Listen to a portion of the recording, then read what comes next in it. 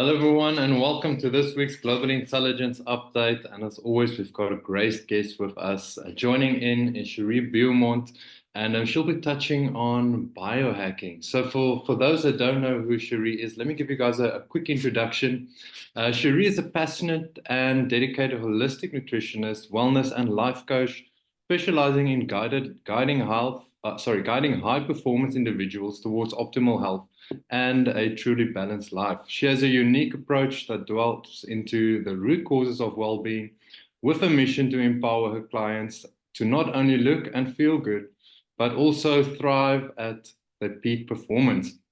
At the core of her practice lies a deep focus on hormones, gut health, and energy. Sheree also integrates inner work and personal development into her coaching, recognizing that true wellness extends beyond the body. It encompasses the mind and soul. She has worked with hundreds of clients worldwide and is always incorporating the latest methods, science, and biohacks into her personal and professional practices. Welcome, Sheree. So glad you could join us. Oh, thanks for having me, Chris. I'm excited to be back. Yeah. So for those that haven't watched Sheree's previous episodes, you guys can go on the playlist and the YouTube playlist. It's on the Facebook page. Just go on there and search Sheree, and you'll find the previous sessions. And as always, just got some great stuff to share. Touching on biohacking, like I said. So Sheree, let's jump into it. Is there anything I missed in the introduction, first off? No, I think you covered that pretty well. Thanks, Chris. Okay, awesome. So let's tell everyone what is biohacking and how it is relevant to helping high performance people like entrepreneurs and business owners.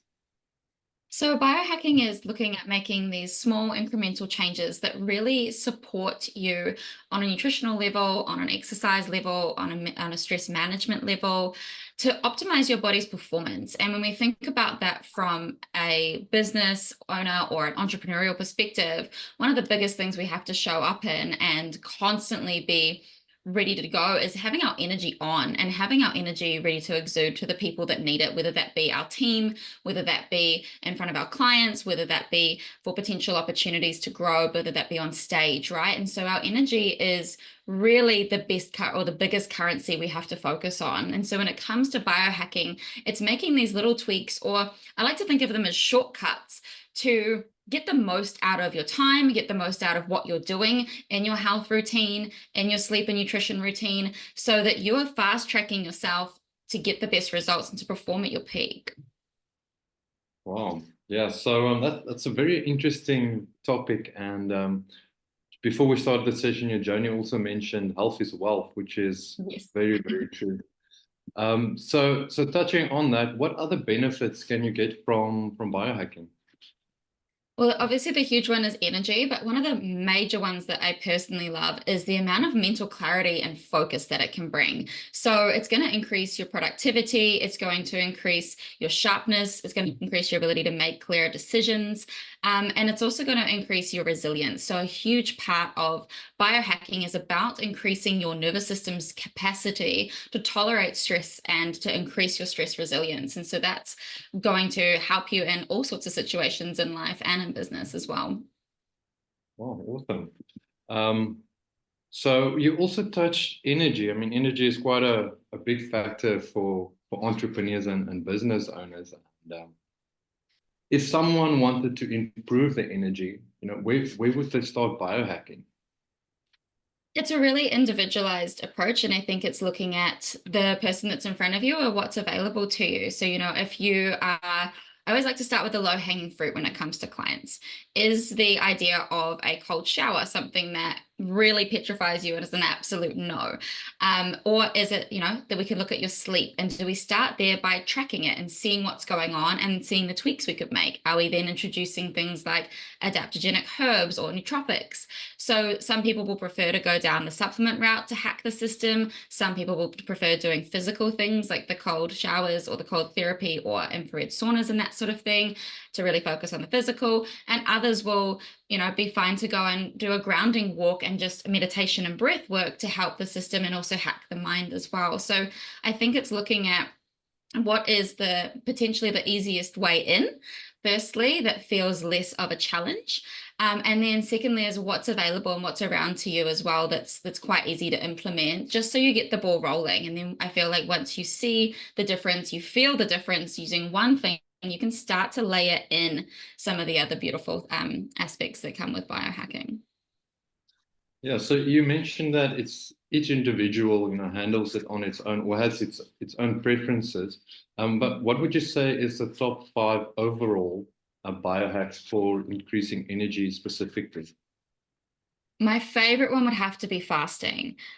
This isn't just talking about intermittent fasting. In fact, I'm not really a huge fan of intermittent fasting, but there is a bone broth fast, which I will quite often recommend to my clients, or a 3-day water/electrolyte fast, or the 12-hour kind of overnight fast to reset your gut and your gut microbiome. So we know that a lot of our energy, we know that our hormone production, we know that so many of our neurotransmitters like your serotonin and dopamine thrive when our gut is healthy and happy, and when our cells are healthy and happy. And fasting is one of the best ways to really speed up the process of optimizing your energy, because once you hit 36 hours of fasting, so we're talking like the water fast or even the bone broth fast here, it actually taps you into something called autophagy, which is where I liken it to like a Hoover or a vacuum cleaner goes into the cell and kind of mops up or sucks all of the crap, for lack of a better word for it, out of the cell,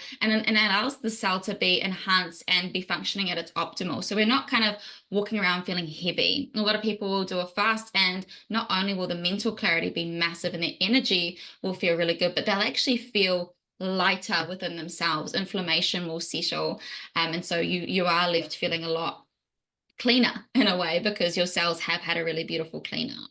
So that would be the first one. And I can dive into that more if you have some questions around it. The second one would be grounding.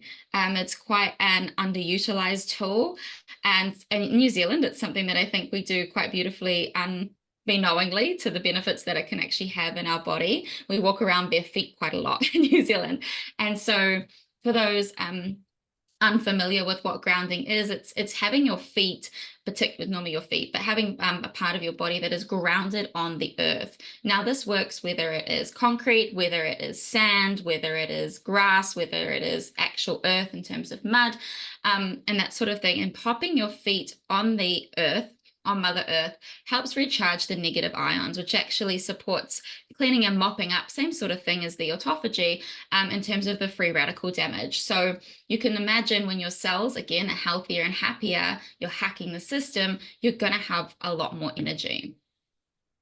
The third one would be coming to the meditation and breath work that I mentioned earlier. Now, a lot of people may not think of that as a form of biohacking, but you actually, with your breath, can tap into different states of your nervous system. And so I talked a little bit about at the beginning the stress resilience that you can develop. And so that's in creating a window of tolerance where you are able to handle more stress, handle more capacity when it comes in. And so when we're thinking about the overwhelm that can happen when you're in a state of stress, when you're in a high pressure situation, you want to be able to shift states, and you also want to be able to tolerate more. And so if you can learn tools like breath work to be able to shift from state to state, whether that is doing a holotropic breath work to tap into your sympathetic nervous system, which is your fight or flight, then you're going to be able to handle, again, more stress in that capacity. And then there's also that if you're feeling the overwhelm, if you're feeling that heightened sense of stress, to be able to calm the system down and bring yourself into what we call our parasympathetic state, which is our rest, digest, I also like to call it our repair and reproduction state. And when we're there, we're able to operate from a sense of calmness. And so that might be incorporating things like box breathing or diaphragmatic breath work. I'll take a breath there because I feel like there's a lot of information there. Then when we come into the fourth one, one of my personal favorites that I did have to wrap my head around a bit is the cold therapy. So we were talking a little bit about this beforehand. Joni had actually jumped into, or she just come out of an ice bath or a cold water plunge. And this is phenomenal for your energy levels. It's also incredible for anxiety as well and regulating that mental state. You incorporate breath work when it comes to the cold therapy, but this is anything from cold showers to ice baths to cold plunges to running into a freezing cold ocean or lake. But what it does is it increases our noradrenaline, right? And we know we're familiar with adrenaline and noradrenaline, and that's going to enhance your focus, your attention, but it also settles down your inflammation. It promotes a lot better circulation through the body. And so you end up feeling like, I know when I do my cold shower in the morning, I get out of the shower and I feel so much more clarity and so much more energized because it's really stimulated the system. And then the final one, like the fifth one that I would say, is the opposite of the cold therapy. It's the saunas. And these two go really beautifully together, whether you're doing them at the same time and switching between the two, or you choose to do them in different instances. So they've actually found that with saunas, is that you're going to, if you're doing about 60 minutes a week, and that can be spread out over the course of the week, you're going to be reducing all-cause mortality by 40%. So not only are we looking at the fact that your energy levels are going to be better, inflammation is going to be settled, you're increasing circulation, you help regulate your detoxification pathways, support lymphatic drainage, to name some of the benefits, which all then help with your energy levels. But you're actually reducing risk of heart attacks, strokes, and all sorts of things as well. So those are my top 5 to just get us started. Yeah, no, that's very interesting, and I'm a big believer in all 5. I agree with you fully. Yeah. Grounding. When you said in New Zealand you guys walk around a lot barefooted, I immediately thought of the hobbits.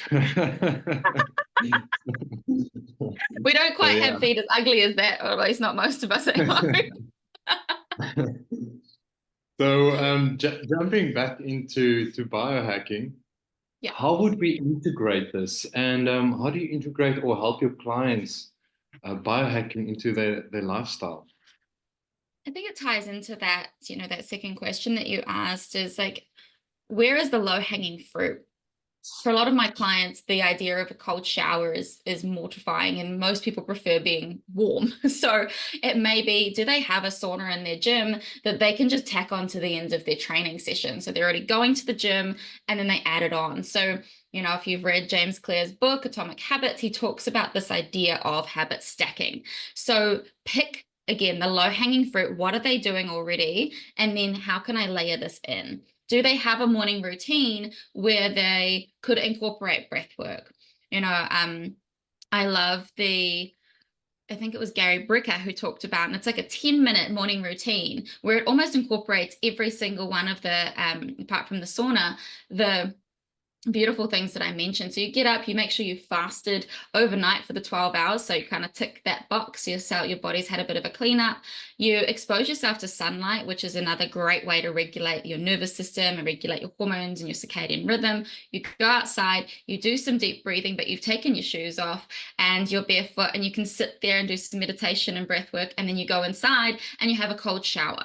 So before you know it, you've actually done 5 things, and it doesn't have to be this massive effort in your day, but something like when someone says to me, I don't have 10 minutes for myself, or I don't have 8 minutes for myself, I'm like, okay, we need to reevaluate your priorities. So a lot of people can fit something like that in. So it may be the sauna, it may be something as simple as that 8 to 10-minute routine that you change up, or if they're brave and they're ready to switch to that cold shower at the end of the hot shower, then that can be another thing that they can start to integrate. But it's figuring out, it's also looking at the client in front of you. What do they need? Are they overstimulated? And is something like a cold shower actually going to cause more stress right now? Their nervous system's too wired. And although it's great for anxiety, it might be a little bit too much overwhelm initially. Can we start with some breath? Can we start with something gentle? So it's really assessing where you're at and where you feel like you can handle, and then stacking the habit in where you can.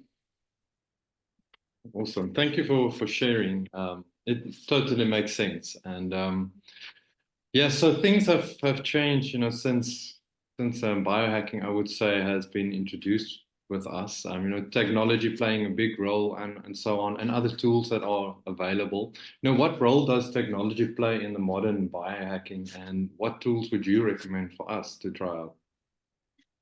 Oh, There's honestly so many, and there's probably quite a number that are just really far down the extremist path. And I think a lot of people can get quite caught up in that. Oh, I need to go and have this red light therapy bed, and it's going to cost me $150,000. And oh, this is why I can't biohack. Or I need to go and invest in cryotherapy because that's the latest trend, and that's going to be the biggest thing that moves the needle for me.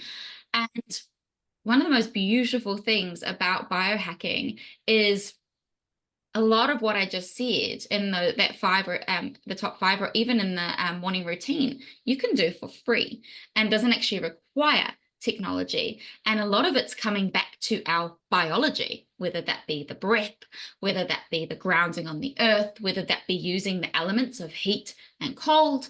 So if we take technology out for a second, like I never want someone to go, this is a reason why I can't do it. This is a limitation. I can't afford the latest wearable. I can't afford the latest device. I can't afford to go and pay for a sauna session, right? You have things right at your fingertips right this instant that you can go and do.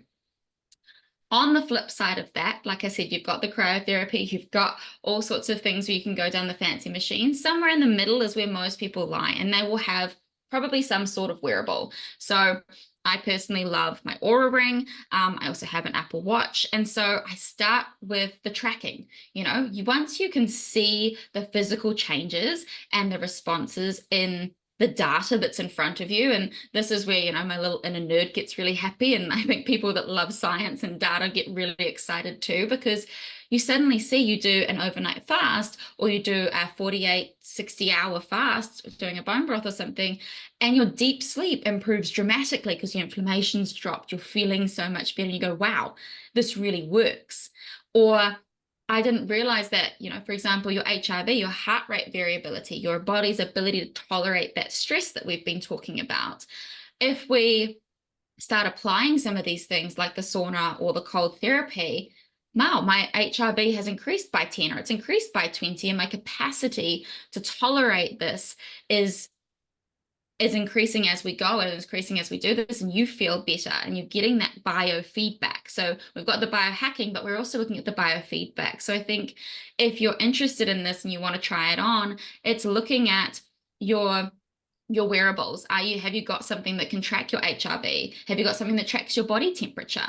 As a woman in your menstruating years, are you hitting ovulation? And you can start to track that now. And that is a whole nother conversation around biohacking, but females can actually biohack in terms of something called cycle syncing, where they are using the different phases of their hormonal cycle to optimize their training, their nutrition, their ability to sleep, their ability to regulate their blood sugar levels. There's so many ways we can utilize biohacking and the technology that we've got at our fingertips. The most people I know have some sort of wearable device that they can really utilize.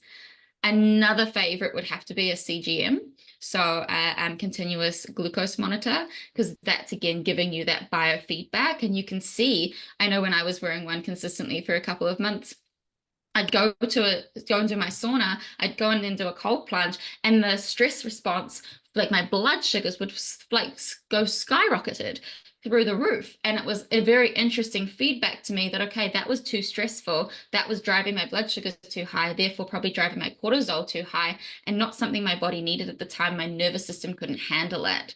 Similarly to foods, we can then go, okay, well, I had eggs for breakfast, really like a high protein, high fat, like beautiful food. Why has my blood sugar gone up? Why is my blood sugars dysregulated from that? Maybe there's a food intolerance, and we can start to hack our nutrition that way. So I would say some sort of fitness wearable and a CGM would be my two favorite places to start that are quite easily accessible for people as well. Wow. You shared quite a lot of insights and thoughts there. And this drops onto my next question. What advice would you give someone that's new to biohacking and someone that's a bit more experienced, how to start with or use simple, effective changes into their lifestyle? I think, again, if you're starting out new, then you want to just look at, okay, what are my main goals right now?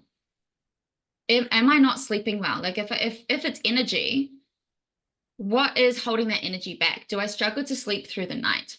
Or am I waking up and I'm feeling quite refreshed, but I hit a roadblock about 2 or 3 in the afternoon?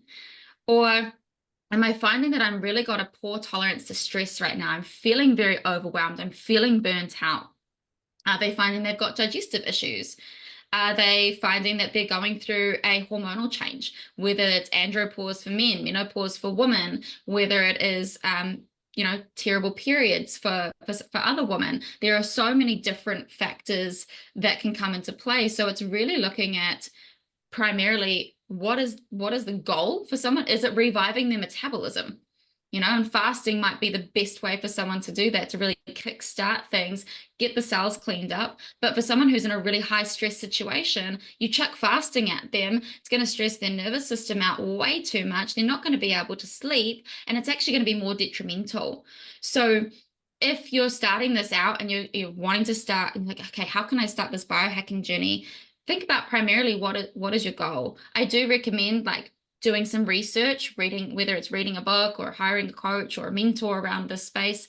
Boundless is one of my favorites by Ben Greenfield. He talks about biohacking and ultimately defying aging in that way. Or Dave Asprey talks his book Superhuman. Those are fantastic resources for people to go to as well.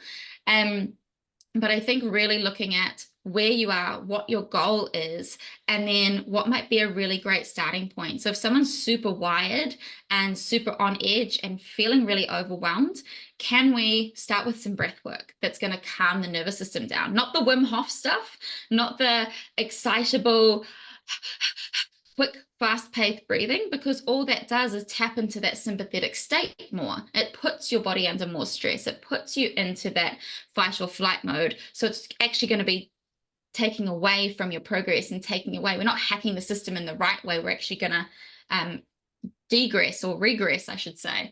And so it's again looking at what's in front of you and what's really going to serve and support you as an individual. Oh, awesome.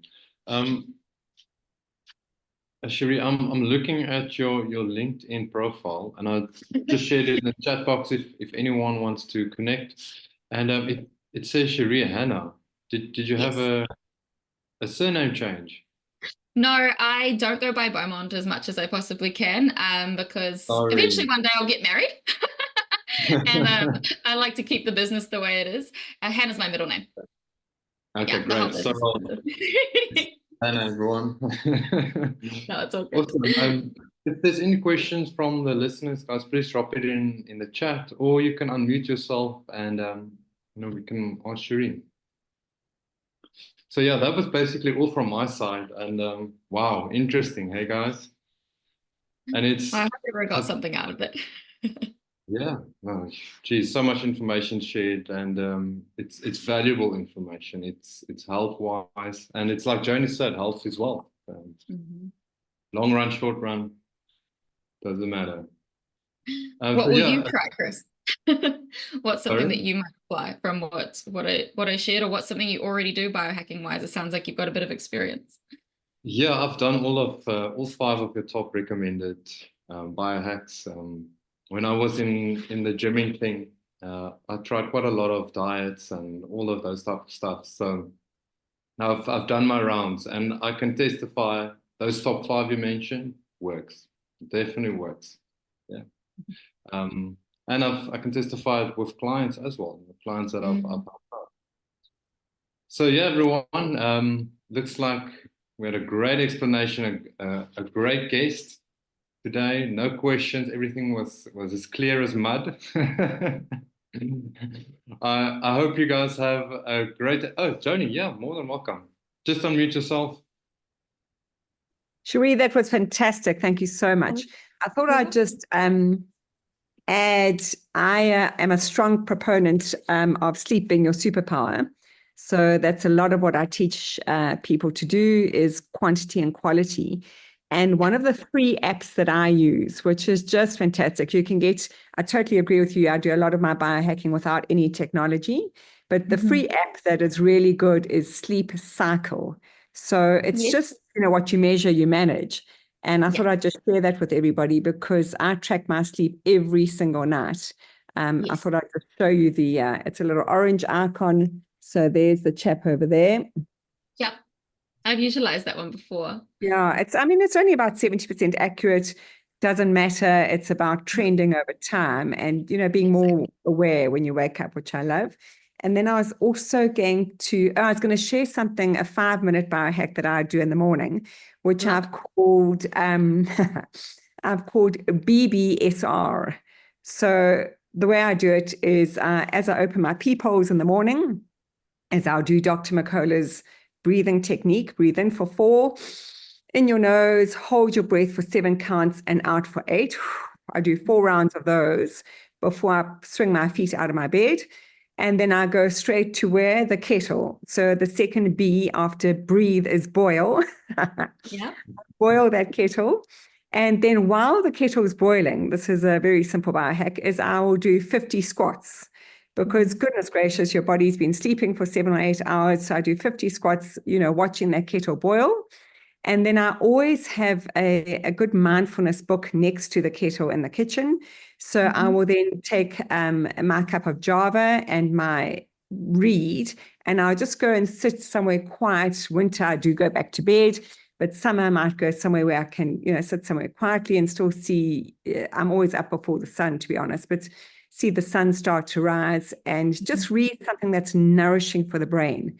So I always look at biohacking primacy. How do we start our day and how do we end our day? I certainly don't read any of the news at the start of the day. No. That or my WhatsApps, or my emails, but BBSR works for me. So breathe, boil, and squat, and then read. Yeah. Beautiful. Yeah. So and there was something else that I loved that you said, about the grounding. It's really, I love the way you put that across and the recharging of the negative ions. And a habit stack that I have, I love James Clear's work, by the way. A habit stack that I have is that even if I don't run in the morning, this morning I've got an ear infection, so I didn't run. I went for a little morning walk, watched the sun come up, and then I always do a 2-minute plank on my grass. And this morning I laughed out loud because it's ending winter, coming into spring in Johannesburg. Yeah. Got chicken manure all over my grass. And I was like, should I be doing this grounding on the chicken manure and the grass? And I'm like, who cares? I'm doing it. So your grounding, I think we just, especially in corporates, people forget those few minutes, and that's 2 minutes. It's 2 minutes. So it's a habit stack. I'm doing my plank, strong core, also aids longevity, and getting those feet on the grass as well. Yeah, thank you. Your talk was really punchy, fast, and fantastic. Yeah, I just want to give people something that they can go away and action. I think we can spend so much time with all the fluff, and it's like there are some very tangible things you can do. And the biggest thing that I hear is all the excuses of, I can't see results, I can't do this. And I'm like, I just gave you a bunch of free tools and tricks and tips that you can go and implement right now. It's very much the same as what you said with your BBSR. So I love that. We sing off the same song sheet. I have already connected with you on LinkedIn. We'll have a chat. Beautiful. How New Zealand and Australia can rule the world. What can I say? Thank you. That was really good bang for our buck, Chris. A really superb 30 minutes. I'm going to have to sign off. Awesome. Thanks for sharing, Jen. I really appreciate it and being here, of course. It was fantastic. Awesome. Thanks, Journey. Cheers, everybody. So for everyone else joining in, thank you. And for those that are live, and thank you for those that are listening offline. The video will be available. You guys just need to check it out. So yeah, Sheree, just want to say thank you as well. Thank you for making time. I know it's late on that side of the world, and we really appreciate it. Awesome. Thank you so much again for having me, Chris. Thanks, everybody. All a pleasure. Bye, everyone. Have a great week ahead.